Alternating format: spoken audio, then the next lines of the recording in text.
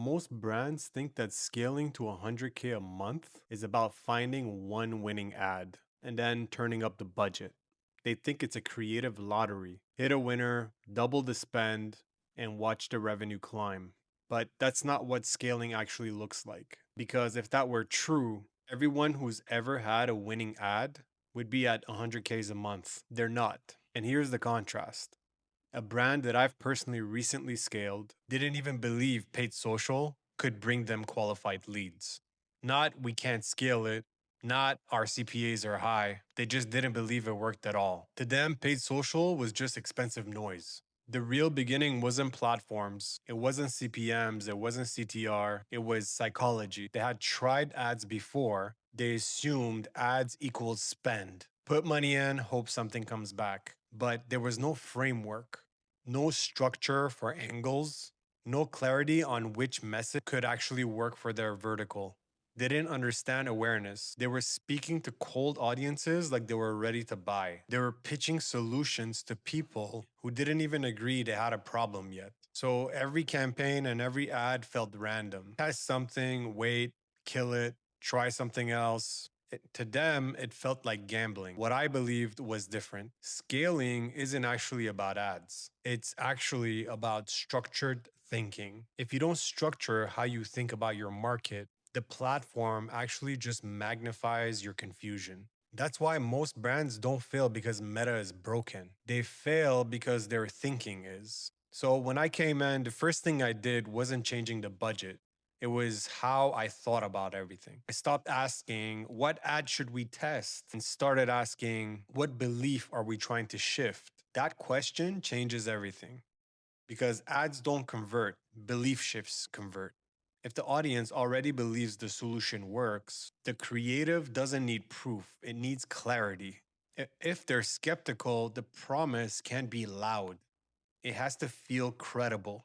If the audience feels stuck, the emotional driver isn't excitement, it's relief. So before I touch media buying, I built a decision tree. What pain is the audience actually feeling? What do they secretly desire? What do they already believe for solutions like this? What objections are sitting under the surface?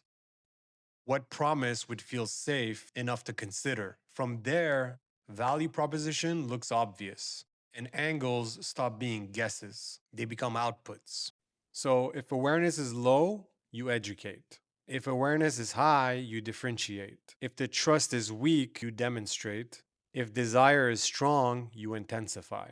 That's operator thinking. Then I layered everything through a few lenses. What's the emotional driver there? Where are they in the awareness spectrum? Is the promise clear in the first 3 seconds of the video? Is the creative dense enough to hold attention, but simple enough to process? And most importantly, are we reaching enough new people to create signal? Or just recycling the same audience and then calling it a test? When you think like this, ads stop feeling random. They start feeling like engineering. Once the research process created clarity, scale became predictable. Because once you understand which belief you're shifting and why, you're not testing ads anymore. You're testing a hypothesis.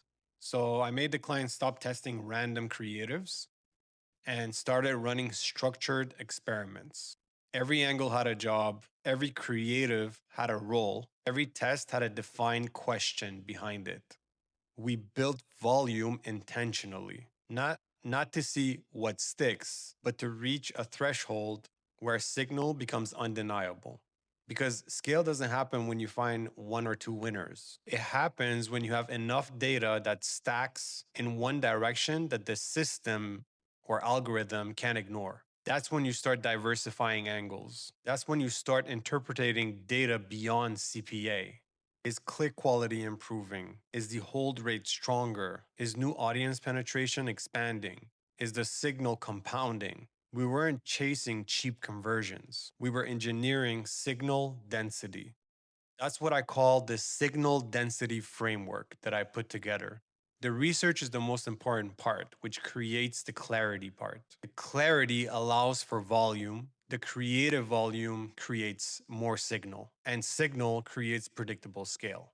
It's basically a loop: research, volume, signal, scale. And once that loop is stable, increasing spend doesn't feel risky. It feels mathematical. So here's the truth: scaling isn't about one winner, it's about engineering signal. Brands don't stall because they lack creativity, they stall because they lack structure. They guess at angles, they guess at budgets, they guess at why something worked. And when performance drops, they guess again. But the brands that scale don't guess better, they structure better. They understand the belief they're shifting, they understand the awareness they're targeting, they build enough volume to force clarity. And once clarity exists, scaling stops feeling so fragile.